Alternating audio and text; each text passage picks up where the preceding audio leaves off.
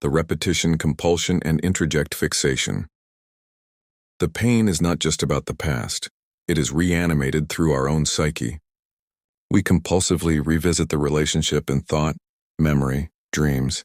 Why? Because the narcissist is no longer a person. They are an internalized regulating object. A borrowed ego structure that once gave us coherence, however illusory. Fairbairn described how bad objects are retained, not because we desire them, but because we need them to survive. They become fused with our internal ego structures.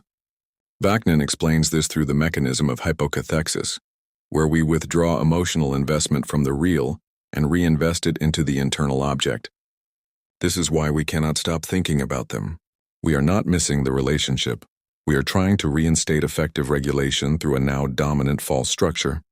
Schore and the neurobiology of regression. Schore's work on affect regulation explains what's happening in our nervous system. The withdrawal of the regulating gaze leads to right brain collapse. The affective circuits no longer receive feedback. We return to a pre-verbal state. This is not metaphor, it is somatic. The survivor experiences derealization, somatic shutdown, emotional flashbacks, disintegration of executive functioning. We are now in a regressed symbolic state where the ego has been fractured and the internal theater governs experience. The world is no longer real, it is reflective, symbolic, dangerous.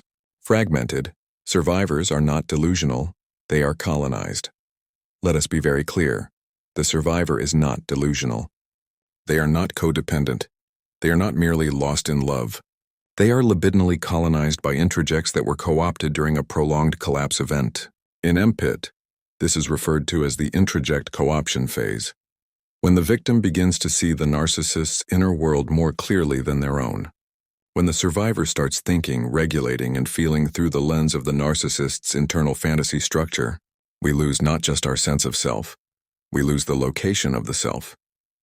To avoid confusion, MPIT survivors do not become narcissists in behavior, but their internal structure becomes symbolically narcissistic, meaning they experience cold empathy toward themselves. They begin to simulate idealization to restore meaning. They loop in effective validation cycles, checking phone, rereading messages. They avoid shame by mimicking strength. This is a structure, not a diagnosis. It is reversible, but only with full awareness of the symbolic transformation. The return of the gaze and the role of attunement recovery begins not with closure or forgiveness or understanding. It begins with a new gaze, not the gaze of the narcissist, the gaze of attunement. This is why the survivor often experiences a flood of emotional breakdown when seen clearly by someone safe. It is not weakness. It is a symbolic reversal of the trauma loop. Where the narcissist once punished the authentic self, this gaze invites it back, slowly, carefully, without demand, the narcissist's internal world, the fictional mother. Let us turn now to the narcissist's side, not to sympathize but to understand the depth of the simulation. The narcissist has built a fictional mother, one that is idealized when grandiosity is maintained, punitive when narcissistic injury occurs. This split mother governs the false self. She is not real.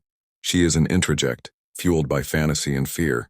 The narcissist remains emotionally dependent on this internal figure, long after real maternal input has ceased. This mother validates the false self's supremacy, punishes any vulnerability, demands constant supply to regulate her own imagined emotions. When we enter the relationship, we are fed into this maternal loop. We become supply for the mother, not for the narcissist. We are libidinal currency, not individuals. The reversal, from supply to scapegoat. Eventually, the survivor's gaze is no longer validating. It reflects truth, it reflects needs. It reflects disappointment. This is a threat. The false self cannot tolerate this gaze. It mirrors the original maternal failure. So the survivor is punished, not out of malice but necessity. The false self must restore internal syntonicity. And so we are devalued, gaslit, triangulated, discarded. Not because we are worthless, but because we saw too much. We became real. The survivor's collapse is a mirror of the narcissist's origin. This is the profound tragedy. The survivor, post-discard, reenacts the narcissist's childhood trauma, We experience sudden loss of affective regulation, withdrawal of the gaze, shame over authenticity, fragmentation of the ego, compulsion to simulate control. We are now living the structural conditions that birthed the narcissist. But unlike them, we can see it. This is where recovery begins.